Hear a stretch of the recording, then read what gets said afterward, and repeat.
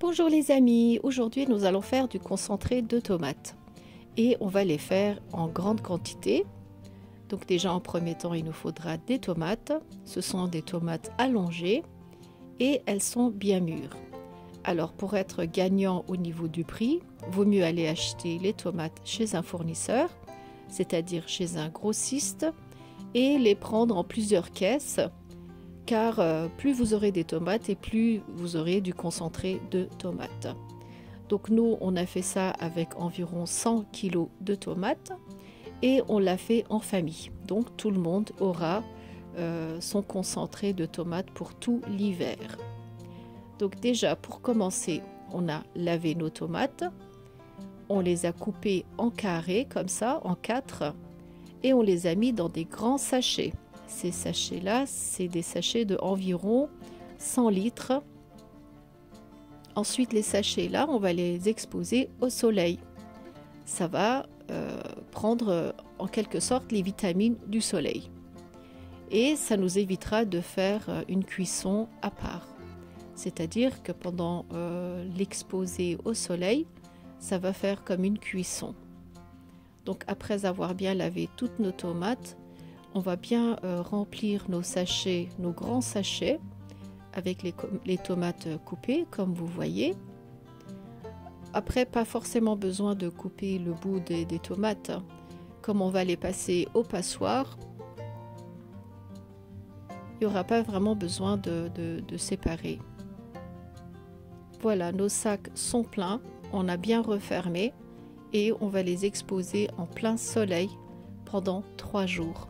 Et pendant les 3 jours-là, les tomates vont carrément cuire au soleil.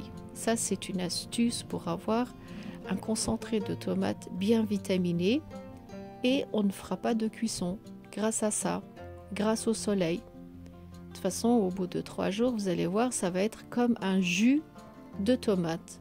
Les tomates vont carrément fondre en plein soleil.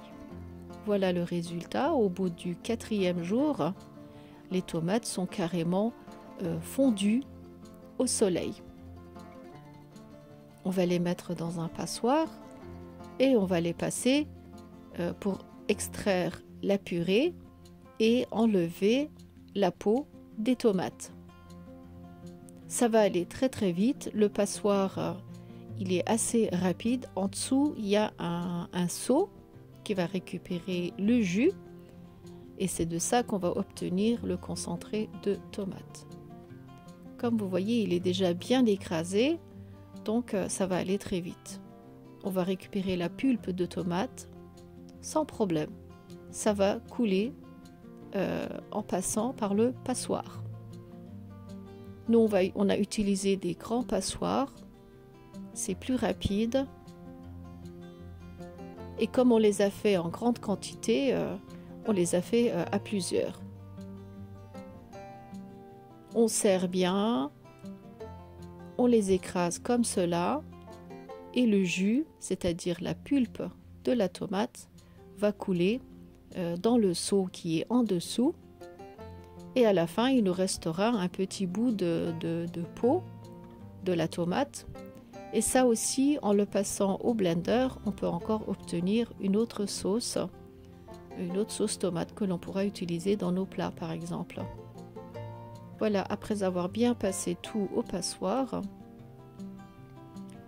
vous êtes censé obtenir à la fin que la peau. Là, je vais vous montrer ce que ça donne au final.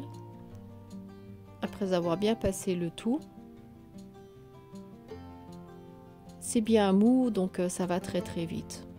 Donc c'est pas compliqué, c'est pas très fatigant. Il faut juste être patient parce qu'il y a une grosse quantité. Et cette sauce, c'est-à-dire ce concentré de tomates, nous on le fait à l'ancienne, comme dans le bon vieux temps par exemple. Au final, il nous reste que la peau des tomates que l'on va mettre à part, comme ça, dans un autre seau. Et tout ça, on l'a fait dehors au jardin pour éviter que ça salisse la maison. C'est beaucoup plus pratique parce qu'on l'a fait vraiment en grosse quantité. Là, on a récupéré la pulpe de la tomate. Et c'est de ça que l'on va obtenir le concentré. Maintenant, ce jus, on va le mettre dans un grand sac. C'est comme des sacs de farine tissés, c'est des sacs en plastique mais troués.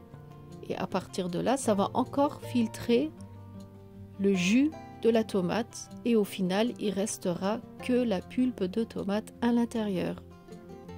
En faisant comme ça, on attache bien notre sac et le jus, il va couler automatiquement comme vous voyez dans le gros seau bleu. Et après que le jus est parti, il nous reste que la pulpe de tomate comme vous voyez. Et cette pulpe de tomate, on va l'exposer au soleil pour qu'elle s'assèche. Parce qu'il reste encore un peu de jus. Pour cela, on a utilisé des grands plateaux en émail. En plein soleil, on a étalé notre pulpe de tomate. Et on a fait ça sur plusieurs plateaux. Et on va mélanger tous les jours pour que ça sèche uniformément. Il faut mélanger les plateaux plusieurs fois dans la journée. Il faut mélanger le concentré de tomate en fait, pour que ça sèche complètement. De toute façon, au bout de 3 jours, on va obtenir un vrai concentré. Le peu de jus de tomate qui restera sera évaporé. Regardez, 4e jour de notre concentré, et là il reste presque plus de jus. On peut considérer que notre concentré de tomate est quasiment prêt. Et à ce niveau-là, on a rajouté du sel. Le sel, ça va servir de conservateur. Et on mélange bien. Après avoir bien mélangé, on n'a plus qu'à les mettre dans des bocaux. Vous pouvez choisir des grands bocaux ou bien des petits. Et on va couvrir d'huile d'olive pour que ça serve à conserver le dessus du concentré de tomate. Ça va pas noircir. Voilà, notre concentré de tomate est prêt.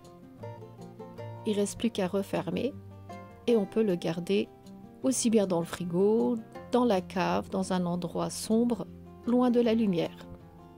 Voilà les amis, je vous ai présenté ma recette de concentré de tomate. Si vous aimez bien ma vidéo, n'hésitez pas à la commenter. Par la même occasion, si vous n'êtes pas encore abonné à ma chaîne YouTube, n'hésitez pas à vous abonner. Sur ce, je vous dis à très bientôt avec de nouvelles vidéos.